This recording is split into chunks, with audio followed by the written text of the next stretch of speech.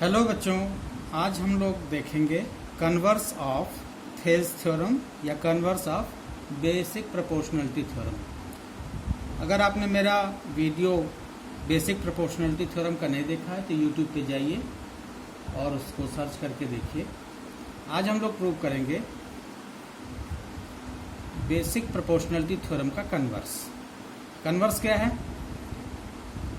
पहले तो आप बेसिक प्रोपोर्शनलिटी थ्योरम को याद करिए। वो थ्योरम क्या कहती थी कि if a line is drawn parallel to one side of a triangle, अगर यहाँ कोई लाइन हम ड्रॉ कर रहे थे उसमें, if a line is drawn parallel to one side of a triangle to intersect the other two sides in distinct point, then the other two sides are divided in the same ratio। मान लीजिए DE अगर यहाँ पे intersect कर रही थी तो हम ये प्रूव कर रहे थे कि AD upon DB equal to AE upon EC। इसमें हमको प्रूव करना है कि if a line divides any two sides of a triangle in the same ratio then the line must be parallel to the third side.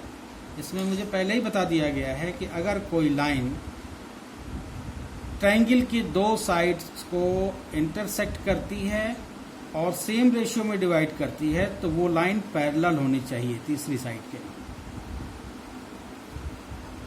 तो हमें ये given है कि ट्रायंगल ABC और एक हम लाइन ड्रा कर लेते हैं। आपको पता है कि कन्वर्स में हम पहले कंट्राडिक्टरी चीज लेते हैं, देन उसको फिर प्रूव करते हैं। एक हम लाइन L ले लेते हैं जो कि पैरेलल नहीं है, BC साइड के पैरेलल नहीं है। इसको हम नाम देते हैं लाइन को L। ये AB को इंटरसेक्ट करती है D पे और साइड AC को इंटरसेक्ट करती है E पे। जिन बच्चों को लग रहा है कि वीडियो धीरे चल रहा है वो अपनी सुविधा के अनुसार इंटू 1.5 या इंटू 2 कर सकते हैं। आइए, हमें क्या प्रूव करना है। दिया क्या है कि a triangle ABC and a line L intersect sides AB at D and side AC at E such that AD upon DB, यहाँ मुझे प्रोपोर्शन दिया गया है, AD upon DB equal to AE upon EC। ये चीज़ मुझे बता दिया गया है कि ये लाइन जो है इंटरसेक्ट इस तरह से करती है कि इन दोनों ट्रायंगल में यानी ADE और ABC में AD upon DB equal to आ रहा है AE अपॉन EC। प्रूव ये करना है कि ये जो लाइन हमने ड्रा की है L वो BC के पैरेलल है। प्रूफ हम इसमें एज्यूम करेंगे, इफ पॉसिबल लिखेंगे, if possible let DE not be, पहले हम कंट्राडिक्शन पहले एज्यूम करेंगे, DE not be parallel to BC। If possible let DE not be parallel to BC। हमने ये एज्यूम किया कि अगर पॉसिबल है कि लेट जो DE लाइन है वो BC के पैरेलल नहीं है, then there will be another line. एक हमको अनदर लाइन लेनी पड़ेगी D से। मान लेते हैं कि ये पैरेलल लाइन है F, DF हम ले लेते हैं, इसको कह देते हैं कि ये पैरेलल है किसके? BC के। मान लेते हैं कि DF जो हमने नई लाइन खींची वो पैरेलल है BC के। इसको हम नोट करेंगे। Then there must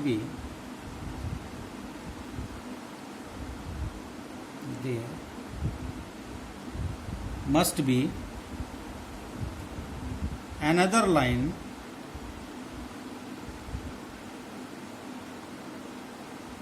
through D, through point D,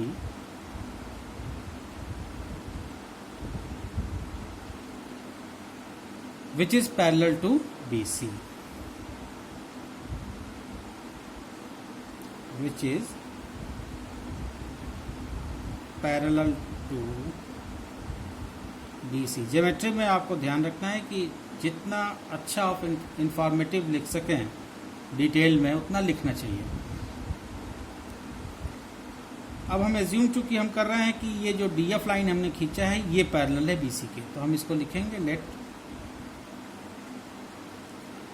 DF parallel to BC। अब इस पे हम थेल्स थ्योरम लगा देते हैं। देन बाय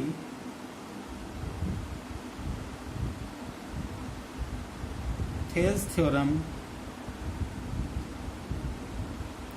क्या कहती है कि AD/DB इक्वल टू AF। अब हमने चूंकि DF को माना है कि DF ऐसी लाइन है जो BC के पैरेलल है, तो थेल्स थ्योरम ये कहती है कि जो लाइन इंटरसेक्ट करती है दो अदर साइड्स को, वो इस तरह से इंटरसेक्ट करती है कि इनके साइड्स जो हैं रिस्पेक्टिव प्रोपोर्शन में होंगे, यानी AD/DB equal to AF/FC। Then by Thales theorem we have AD/DB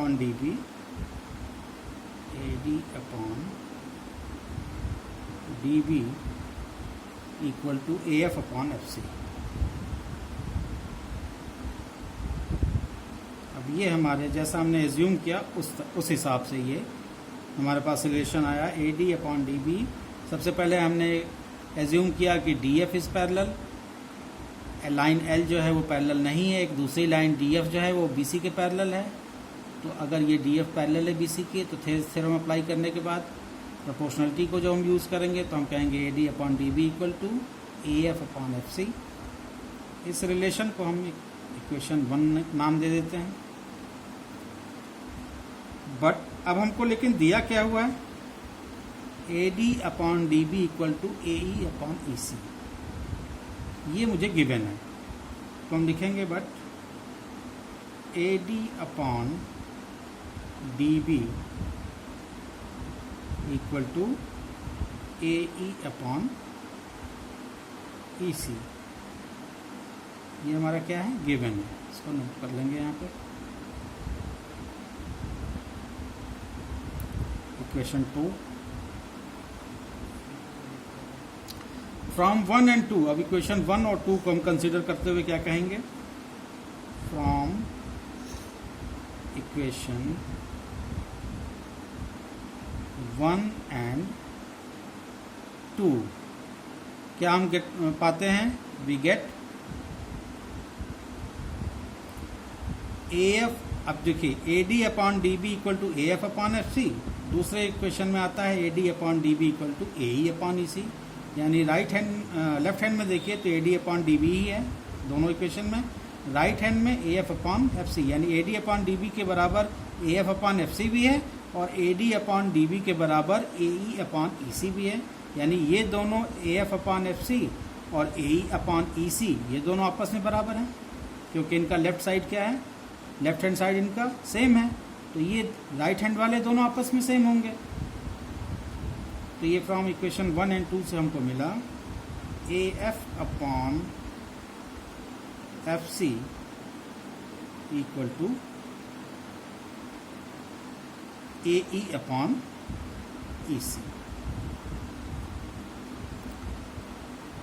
दोनों साइड में हम 1 ऐड करेंगे, AF/FC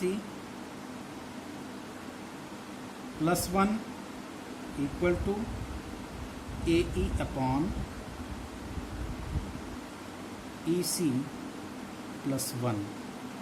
LCM लेंगे तो AF plus FC/FC, AF plus FC/FC left side में आया, राइट साइड में आएगा AE प्लस EC, EC 1 से मल्टीप्लाई होगा, AE प्लस EC/EC।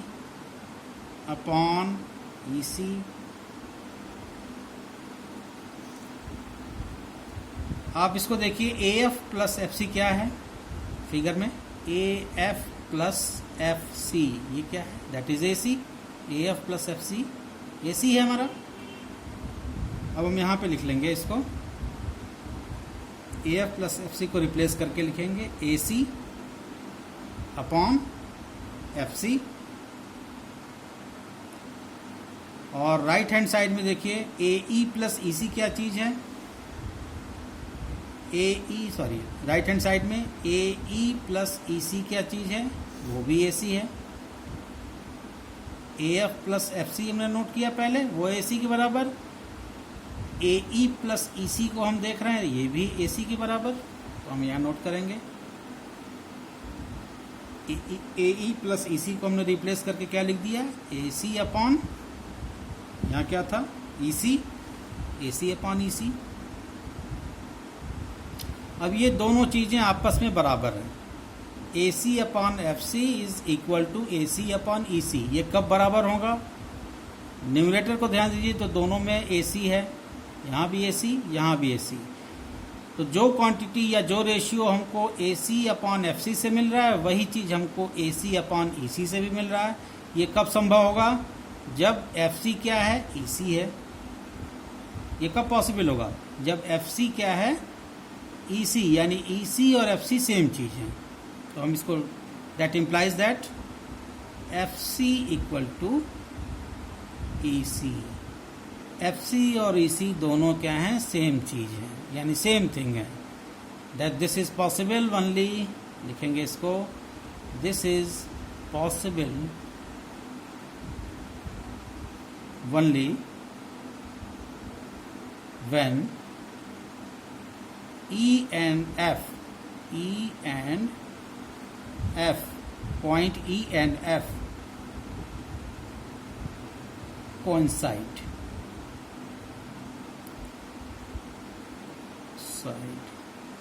ये तभी पॉसिबल है जब F और E दोनों एक ही जगह लाई कर रहे हैं, तभी F C equal to E सी होगा। यानी F पे E लाई कर रहा है, या हम कहें कि E F पे लाई कर रहा है, तभी ये पॉसिबल होगा कि F C equal to E C. Hence तो हम लिखेंगे कि ये जो एफ सी है, इस फिगर से देखिए, एफ सी जो है वही चीज़ क्या है, ई सी भी है। एफ सी और ई सी दोनों क्या हैं, सेम चीज़ हैं, यानी ई एफ पे ही लाई कर रहा है, या एफ जो है ई पे लाई कर रहा है, दोनों सेम पॉइंट है। ई और एफ दोनों क्या हैं, सेम पॉइंट हैं।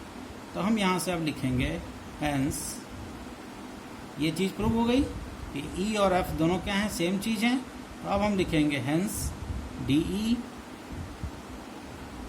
पैरेलल टू बी सी, जो पहले हमने एज्यूम किया था, डी ई लाइन को, जिसको हमने बदल करके कहा था कि डी ई मान लेते हैं कि let D E is not parallel to B C and another line D F is parallel to B सी।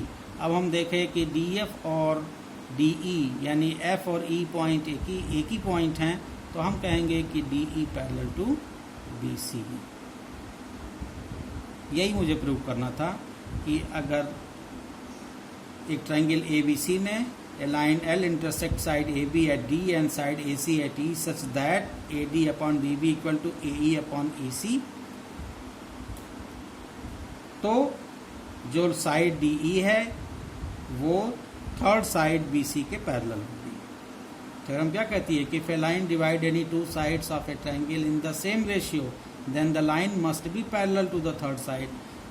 इसके बाद यहाँ पे हमने देखा, ये निकाला कि F C equal to E सी, मतलब ये हुआ कि एफ और ई पॉइंट एक ही हैं, इसका मतलब ये हुआ कि D E parallel B C. यही हमको प्रूव करना था। इस थ्योरम का यूज़ आपको एक्सरसाइज सॉल्व करने में या कई प्रॉब्लम जो आपके ज्योमेट्री के एक्सरसाइज में होंगी उसमें काम आएंगी।